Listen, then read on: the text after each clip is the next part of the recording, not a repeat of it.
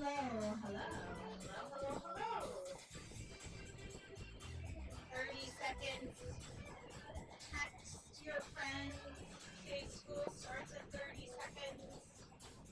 I will not be able to text you anymore until 3:10, or I do not check my phone throughout the day. That's probably what you're texting, right? 10 seconds.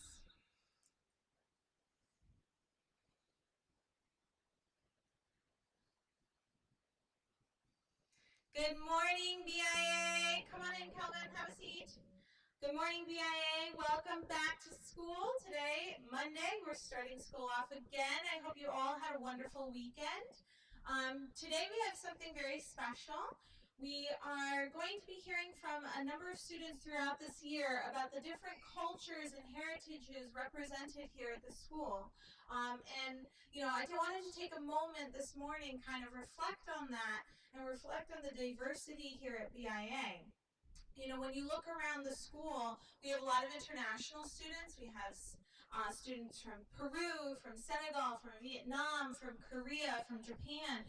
We have a lot of international students here, but we also have a lot of diversity in our students from the USA as well, local students. So I really look around our school with pride because you all are being exposed to so much. You are able to kind of open your eyes and see different perspectives from students from all around the world. And so it's really a blessing. And I think as you grow up, as you go into the real world, you'll realize what a blessing it is to have so much exposure to different ways of thinking, different backgrounds, and different traditions and cultures. So it's something that's really should be celebrated, and it's something that we're really proud of here at BIA. So this year we're going to have a few students throughout the year come up and talk about their heritages and where they come from and their traditions. And it's an opportunity for us to learn about many different things, because knowledge really is power, right? The more you know, the more you understand the world, the more you can navigate it smoothly. So it's really important to kind of pay attention and learn and try to absorb all the information you can. Okay, so to kick this off for us this year, we're going to have a student come up, and he's going to talk about the different traditions and cultures and his heritage in the Jewish heritage faith background. Okay, so let's all give a hand to Sam.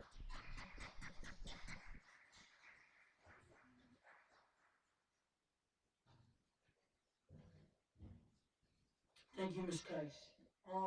Yeah, so today I will be presenting Jewish heritage. I'm Jewish, but as you'll see in, I think, the next slide, I'm a Reformed Jew, so I'm very non-observant. I mean, so I'm still Jewish, but I'm not the most observant Jew. But so, yeah. I have to check this on. Okay, so what is the Torah? So the Torah is like the Bible for Jews. I just have the Webster's Dictionary definition here. It's the body of wisdom and law contained in Jewish scripture and other sacred literature and oral tradition. The 5 books of Moses, and the leather or parchment scroll that's used in a synagogue for liturgical purposes.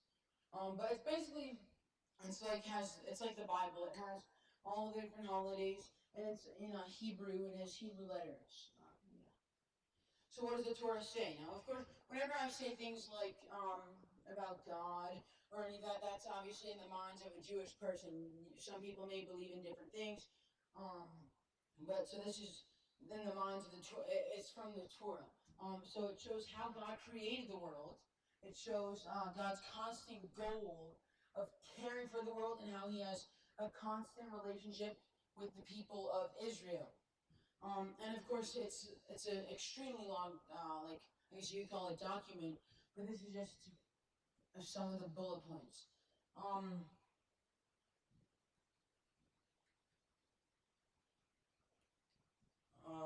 let's see. Okay. So there are many different kinds of Jews. Just like most other religions have different types. But so there are three main ones that people really think of. There's Orthodox, there's Reform, and there's Conservative. So Orthodox is like the top of it. They're the most observant, they're the most religious. They follow the strictest laws. So all of them in general do follow the laws. For example, eating kosher, which has like dietary restrictions. So eating kosher means that they don't eat shellfish or pork. They don't mix meat and milk, and they very strictly follow the holidays. So you'll notice for these two that it's sort of like a level. So Orthodox at the top, Reform is at the bottom, and then Conservative is in the middle in terms of levels of the amount of observing the holidays and the Jewish traditions. So Reform Jews believe in the basic principles. So again, not as specific. They're much lower than the Orthodox in terms of how they believe, and don't follow the strictest rules. Reform Jews generally aren't kosher. They eat generally whatever they want, and oftentimes will not follow all of the holidays. Many Jewish holidays are 2 days long, according to the Torah. But many Reform Jews will only follow that holiday for 1 day. And then Conservative Jews are again like in the middle. They're not going to dress up like, these are Hasidic Jews. They have there's a way of dressing. It's their way of life. Conservative Jews are a little different, but they still may be kosher and follow more of the holidays. So what are some of the major Jewish holidays? As you notice, I capitalized all of the letters in some because there's many holidays. I just named a few. So there's Shabbat. Now Shabbat happens every week. It's a day of rest. It happens from sundown on Friday night and until sundown on Saturday night. So it's one night, and it's for a day of rest. And Orthodox Jews or more observant Jews will may not even use electricity on that day, or like if they have to go somewhere, they will walk or bike. They will not use a car. That's just some of the things. It's a day of rest. You're not supposed to be lifting things. Again, it's much more strict with the Orthodox Jews. Then there's Rosh Hashanah. So Rosh Hashanah happened actually right after on Tuesday of last week. It's the Jewish New Year. It's the first part of the Jewish New Year. It's the start of the year. So the Jews don't follow the same calendar. So as you know, I'll get to Hanukkah, so that's sort of compared a lot to Christmas, but it's not. People will think like it often could be almost months away. So the Jewish holidays are not the same time of year every year. So it's also a happy time because like the New Year, it's a happy time. People will eat people eat sweet things, like people have apples and honey, and they'll also eat round things to symbolize like the year going around the earth. And then this is called the challah. It's a type of bread. It's usually in like the standard loaf form, even though it's braided, but they put it in the circle again because of the New Year. Then the second part of the New Year is Yom Kippur. That's 10 days after Rosh Hashanah. And this is sort of, according to the Torah, it's the day that God sort of describes what's going to happen throughout the year to each person. It's not a very happy day. It's a sad day almost. It's a day of atonement, and religious people. Actually, this is something that's oftentimes non-religious people. They will fast from sunrise to sunset on Yom Kippur.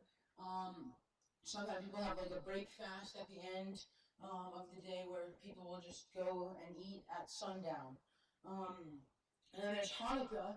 Hanukkah is, it doesn't play a very big role in the Torah, but it still is important. It's right around Christmas time. The Jews give presents to the children, and light something called a Menorah, which you probably may have seen You light the candles on them. But so it celebrates when the Jews had lost Israel at the time, and they got it back, but they only had enough oil for one night. And this oil actually lasted 8 nights because they needed to light up everything with the oil. So it was like a miracle. So that's why on the menorah there's 8 candles to represent the 8 nights. And that's really what it is. And then the last one that I'm going to mention, there are still plenty of them, but the last one that I'm going to mention is Passover. So Passover represents when there was a Pharaoh, and the Pharaoh, again, this is all in the Torah. So the Pharaoh didn't like the Jews very much. So God and Moses had the Jews put some 10 plagues on the non-Jewish Egyptians, and then so the Jews were able to escape. And then there's a special dinner called a Seder that happens. So as with most holidays, there's dinners that happen, and then at the Seder, it's a holiday dinner, but there's these bread called matzah, to symbolize how the Jews didn't have time for the yeast. There's the lack of yeast, and it's this flat bread. It's this flat bread, and Jews, because of that, can't eat bread. So this is just really quick. This is me at my bar mitzvah. I was in 7th grade. These are some of the life events. The first 2 are for when you're born. Then there's bar mitzvah and b'nai mitzvah. So bar is for boys, bar mitzvah is for boys, and bat mitzvah is for girls, and then b'nai mitzvah is both. So that's sort of like becoming an adult. Then there's weddings. Jews have their own adaptations of weddings, just like any culture. And then there's funerals, and Jews have something where we want to bury the dead quickly. And then there's mourning.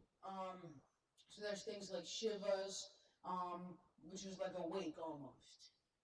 So thank you for your time, and healthy New Year. Thank you.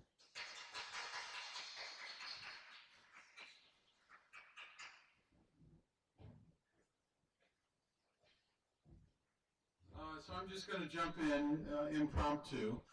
Mrs. Kais will come back in a minute and continue the morning meeting. But Sam, that was really well done. I'm a student of religion. I went to seminary and studied all the great religions of the world, and I learned something from you today. So I really appreciate that you shared your heritage with us, and I would like everyone to give him another round of applause. As Mrs. Kais mentioned, BIA is a place where we welcome everyone. We welcome all religions, all faiths, all nationalities, whatever background you have, you're welcome here. And so, and I say that not just to welcome you, but also the importance of understanding the world in which we live. This is the issue. There are people that are Christian, there are Jews, there are Muslims, there are, Buddhists, there are all kinds of religious people in the world, and then there are people that believe in no religion at all. But as you move forward in your life and particularly in your educational career, it's very important to understand the big picture. And the big picture of humanity includes the family of religions. Whether we like it or not, that's the reality of the world in which we live. So learning even a little bit about another religious perspective or another tradition or culture is going to help you immensely in your relationships with people as you grow older. So I wanted to thank Sam for his presentation and encourage you to learn as much as you can about one another while you're here at BIA. Thank you.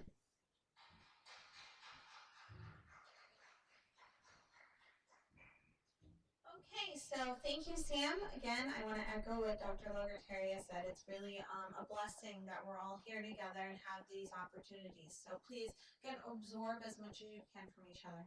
Okay? So before I let you go, just a couple of announcements. Tomorrow, during homeroom, Mr. Shen and Mr. An will be pulling all of the student council members for pictures. So we'll get your official student council pictures, so just keep an eye and an ear out for that. Wednesday morning, we will have our freshmen and sophomores during homeroom do a survey in the computer lab. It's just a beginning of the year kind of survey. And then on Thursday, during homeroom, we'll have our juniors and seniors doing that that survey. So just keep that in mind, okay? And other than that, I think we are good. Everyone is okay. I don't think I have any more announcements. Have a wonderful week. Bye-bye.